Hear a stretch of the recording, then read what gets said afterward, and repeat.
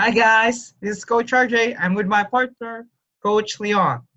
Hi guys, hopefully you guys have been working on your chess and practicing.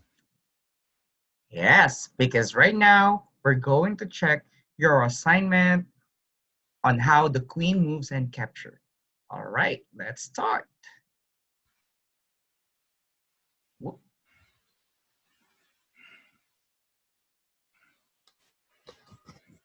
Okay, can you please check Coach Leon if you're able to control my mouse as well for the position? It doesn't look like it. Really? Okay. While we're still doing it right now, at least you have more time to check your assignment. Wait, huh? Let me try to abort. So of course our viewers are working on this queen mower, right? On basically on how the queen captures and moves. Okay, so uh, I'm showing that I have some control here. So yeah, coach, let's carry on. Okay. So if your answer is queen takes b3, queen takes g3, queen takes f4, queen takes f8, queen takes c5, and queen takes h5, you're correct. And as far as I've said, there are two possible answers. We can also reverse it. We can do the other route. Queen takes h5, queen takes c5, queen takes f8, queen takes f4, queen takes g3, and queen takes b3. It's awesome, awesome. So yeah, that's just to show you guys that in chess, sometimes going one way doesn't work. Then sometimes you would have to go another route in order to get to the same destination. And sometimes there are two answers or two same ways to get to where you need to go. So of course you're dealing with the queen, which is actually the most powerful piece on the board. And again, like what we spoke in the last video, she is worth 9 points. So remember, guys, um, all your chess pieces have value, and the queen is the most valuable piece on the chessboard. Exactly. Thank you for doing a good recap, Coach Leon. But now, what's the piece we're going to study? I guess this is the most dangerous piece. Am I right? Well, I think all the pieces are dangerous. They all have their own powers in their own ways. But Mm-hmm. I believe we're going to work on the knight today, right, Coach? Which is a little bit of a tricky piece, but with practice, you will improve and you will get better using the knight, right?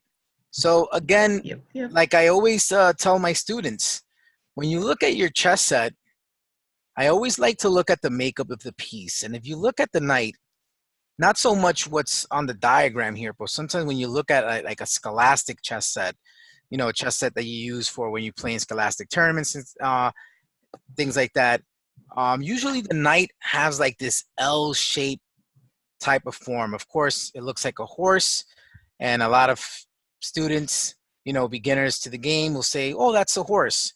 Well, yeah, it looks like a horse, but the proper name will be a knight.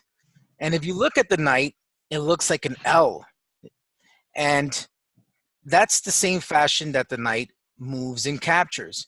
And as you can see, Coach RJ already highlighted on the chessboard on the different squares that the knight can land on. So yeah, he's holding up a nice wooden knight there to display the real piece to play with. So yeah, so the knight moves in an L fashion.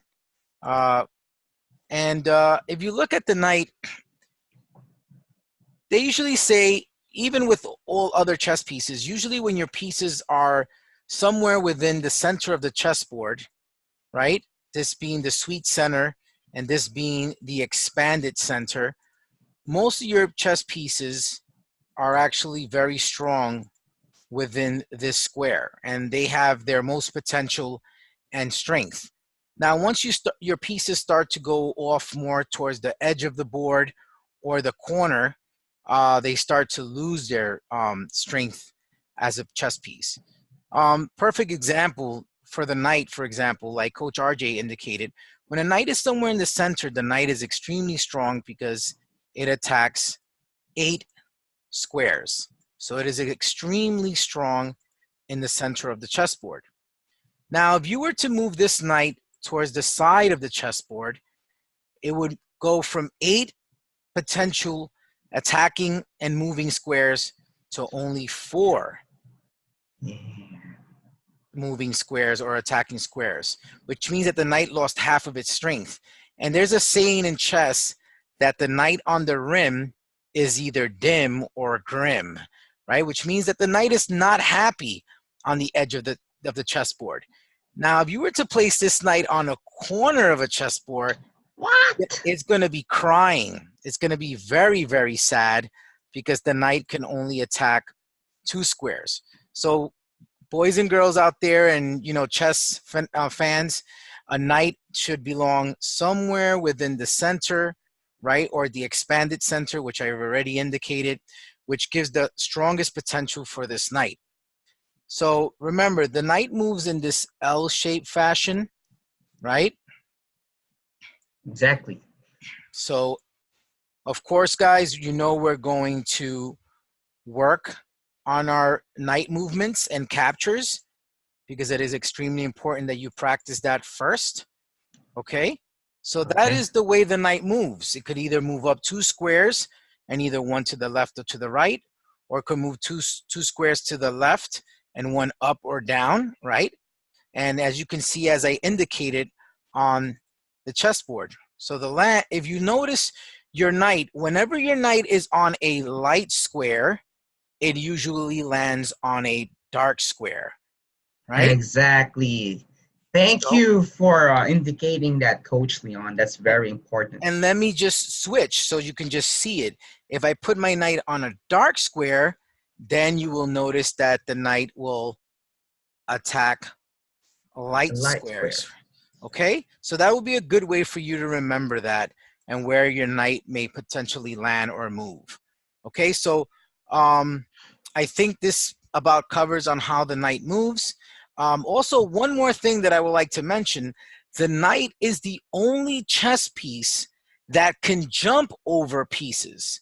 So for example, if I take this knight and I kind of like put him in a cage, right?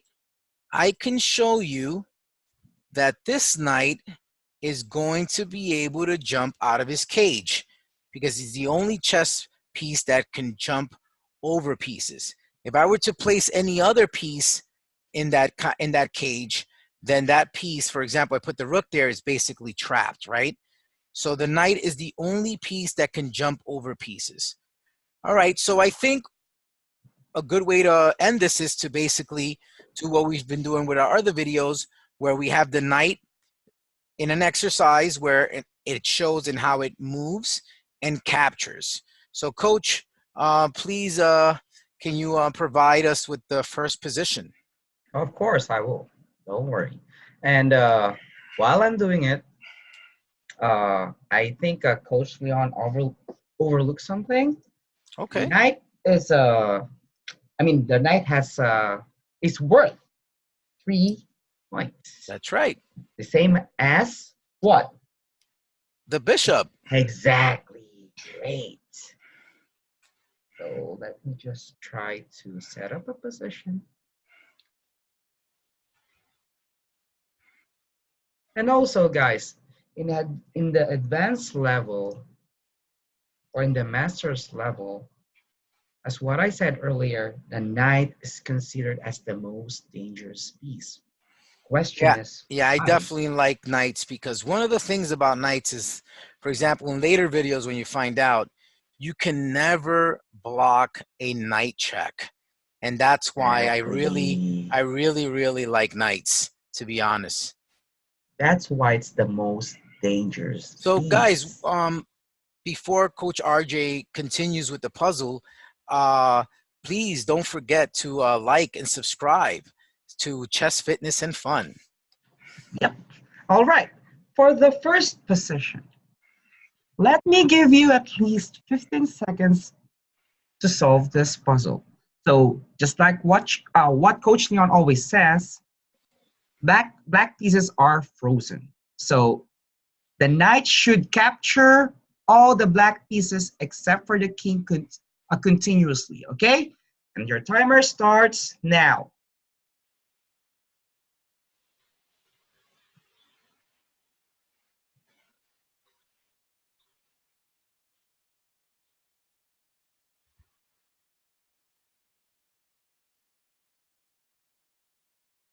All right, time's up. So, So Coach, let me just mention one thing. So, guys, if you need a little bit more time, just when you see the video, just pause it, pause it. and then you will work it out, and then you can press play again, and then see the solution and see if you guys were right. So, All Coach right. RJ?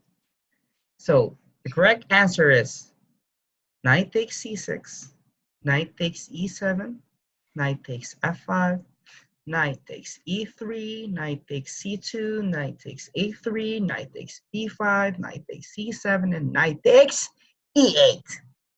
Perfect. Excellent. So if you guys were able to solve this position and how the knight moves and captures, then that is excellent. And I'm very proud of you guys. And you're one step closer to becoming a knight master.